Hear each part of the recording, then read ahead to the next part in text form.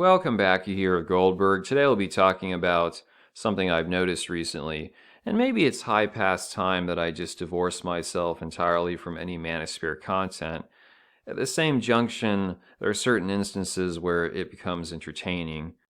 Nevertheless, an extremely lonely fight, because now I'm dodging cuckolds in my sun-baked simperado. You get the picture. The other day, I'm logged into YouTube, and there's a suggested video. You've got Richard Blooper sitting across from Robert Kiyosaki, and he's going, "My wife divorced me because I was a big fat beta." Some would go, okay, he's trying to tap into that manosphere market, which is very lucrative.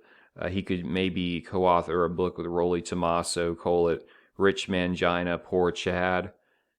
He also declared bankruptcy, or one of his LLCs did some years back. I don't know if that applies to him. He probably has enough money on an individual basis, despite going through divorce.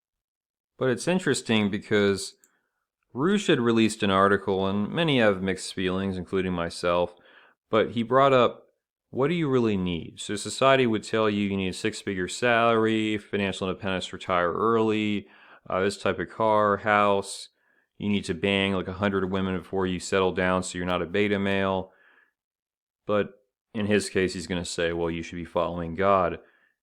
It does, of course, present the question, whether it's Kiyosaki or the multitude of other characters you find in the manosphere who are middle-aged or even senior citizens, and you're saying, what are they searching for precisely? So to go down the list, you've got Rolly Tomaso, married 20 years, still talking about red pill game. Richard Blooper got divorced, grew out the Chad beard, sells soap and wants to show you how to be a man. Cope Greg Adams. There was a dude, I don't remember his name, but he used to be very clean cut and presentable.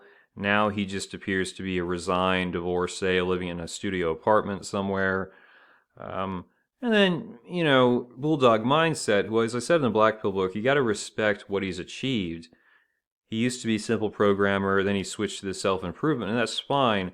I just don't get there was some video about, analyzing or rating my former beta self.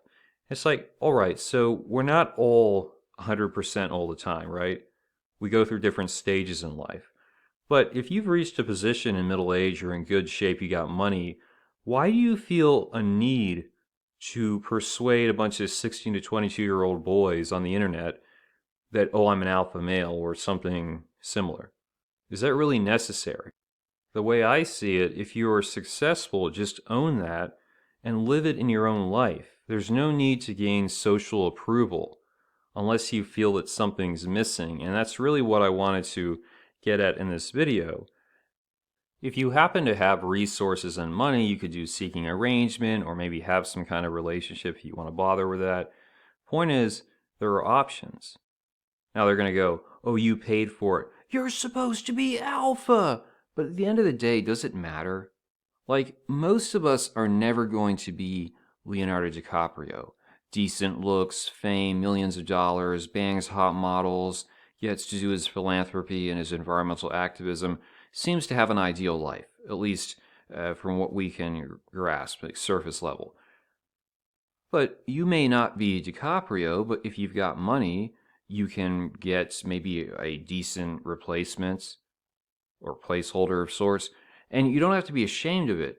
Yet you've got these 40-year-old, 50-year-old, 70-year-old men obsessed over having validation and adulation from these young dudes. Like, oh yeah, you got to believe I'm alpha.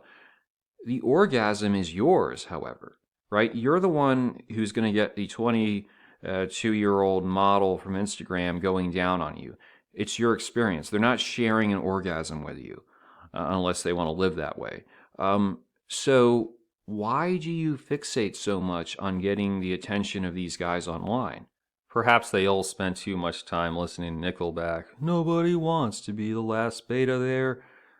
Okay, but it comes down to, are you truly following this self-improvement individualism concept? Or are you just another, I need everyone around me to tell, oh, you're so great, you're so amazing? We could consider Jeff Bezos for a minute. Leonardo's gonna cuck him. But really, who cares? Jeff Bezos, he lost money in divorce, but he's even richer than he was then.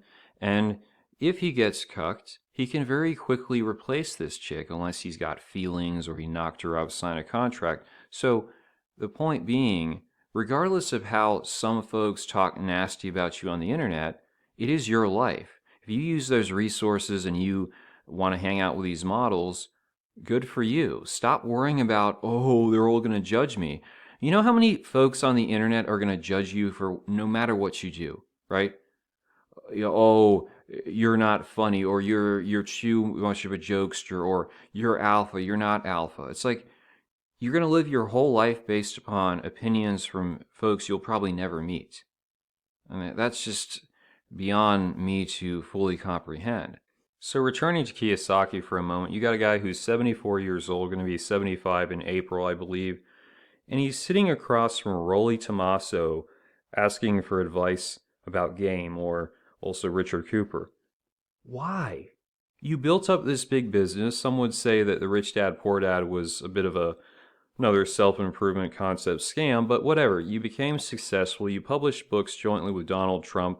Did you really need the advice from these red pill gurus?